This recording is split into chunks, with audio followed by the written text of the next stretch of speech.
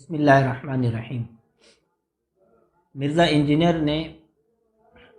ایک حدیث بیان کی، کلپ میں بھی بیان کی ہے، تحریری طور پر پمفلٹ بھی لکھے ہیں کہ جس میں حضرت امیر معاویہ رضی اللہ تعالی عنہ کی شخصیت کے بارے میں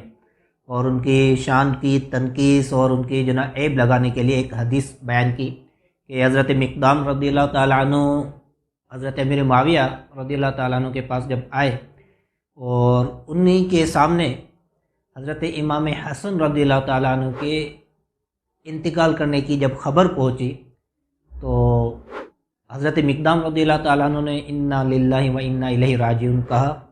تو کسی شخص نے جو حضرت امیر معاویہ کے دربار میں بیٹھے ہوئے تھے، وہیں پر بیٹھے ہوئے تھے، انہوں نے کہا کہ تمہیں اس پر افسوس ہوتا ہے، حالانکہ وہ ایک معاذ اللہ انگارہ تھا کہ جس کو اللہ تعالیٰ نے بجھا دیا۔ جب حضرت مقدام نے حضرت امیر معاویہ رضی اللہ تعالیٰ عنہ کے سامنے اس شخص کو دیکھا کہ وہ اس طرح حضرت امام حسن کے خلاف اس طرح کی بات کر رہا ہے تو حضرت مقدام نے کہا کہ جناب میں آج ضرور تم لوگوں کو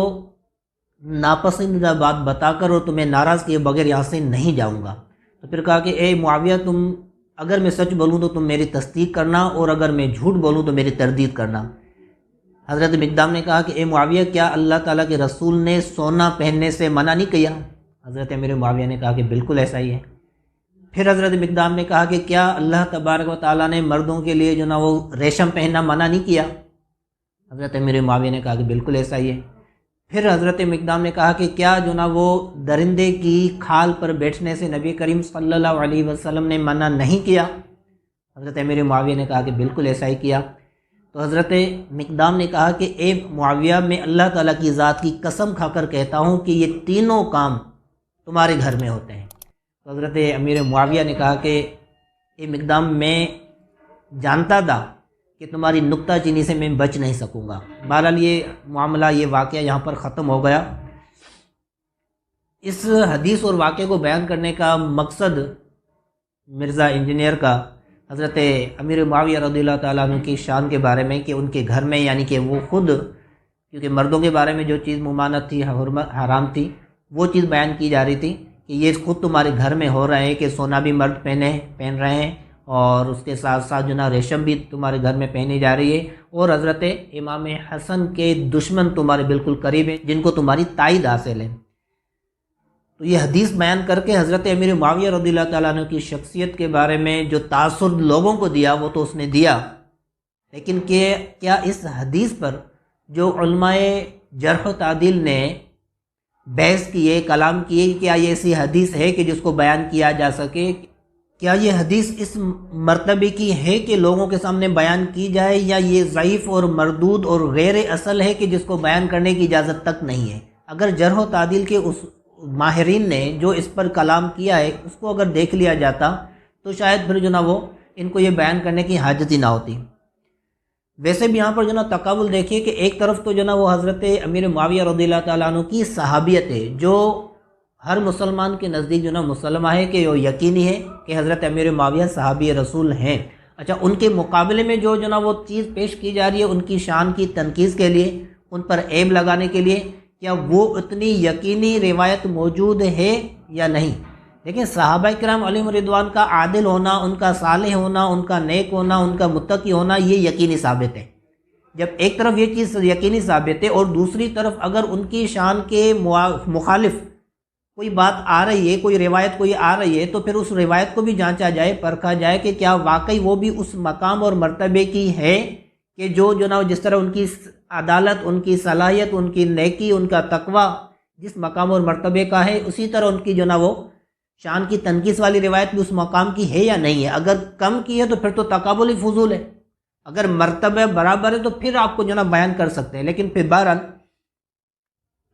دیکھتے ہیں کہ اس پر علماء جرح و تعدیل نے کیا کلام کیا ہے۔ اس حدیث کی سند کے بارے میں کتاب العلل میں ابن ابو حاتم علیہ الرحمہ نے کہا ہے کہ ھذا حدیث لیس لہ اصل، یہ ایسی حدیث ہے کہ جس کی اصل ثابت ہی نہیں ہے۔ اسی طرح وہ شعیب آرناؤت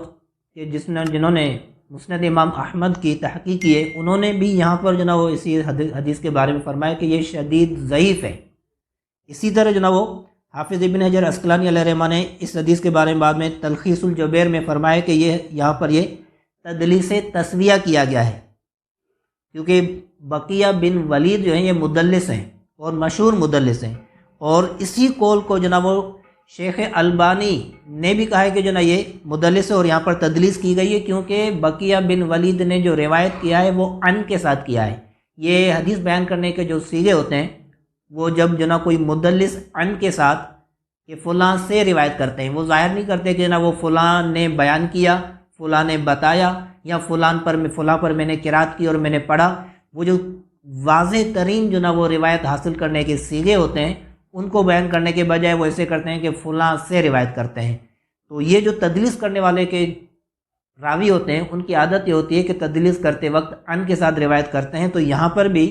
بقیہ بن ولید نے ان کے ساتھ روایت کیا۔ ان تمام جو نا وہ ائمہ اصول حدیث نے ان کے بارے میں کہا کہ یہاں پر یہ تدلیس کی گئی ہے۔ اسی طرح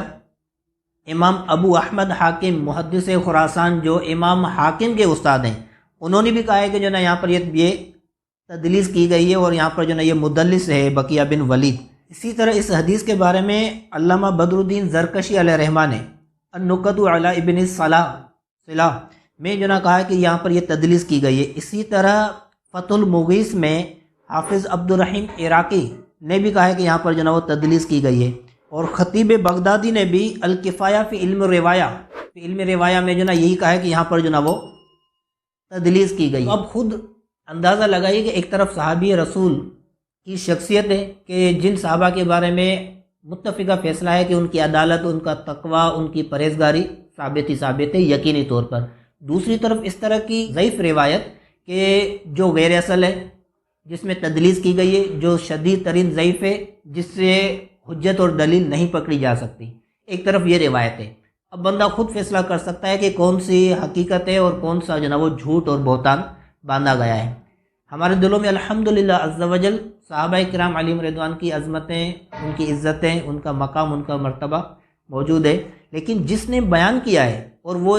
وہ بھی وہ حدیث کے جس جو نا اس طرح کی کمزور ترین حدیث ہے، ان کے بیان کرنے کا مقصد کیا ہے؟ ہر ایک سمجھ سکتا ہے کہ یہ بیان کرنا فقط ان لوگوں کے دلوں میں مخصوص شخصیات کے بارے میں بدگمانی اور بدظنی بیٹھی ہے، جس کی وجہ سے لوگوں کے سامنے اس طرح کی مردود اور ضعیف ترین روایت کو پیش کر کے ان کی شخصیت کو ڈیمیج کیا جا رہا ہے۔ اللہ تبارک تعالی ہمیں صحابہ کرام علیہم رضوان، اہل بیت کرام علیہم رضوان، اولیاء کرام علیہم رضوان کی عظمتوں، عقیدتوں اور محبتوں سے سرشار رکھے۔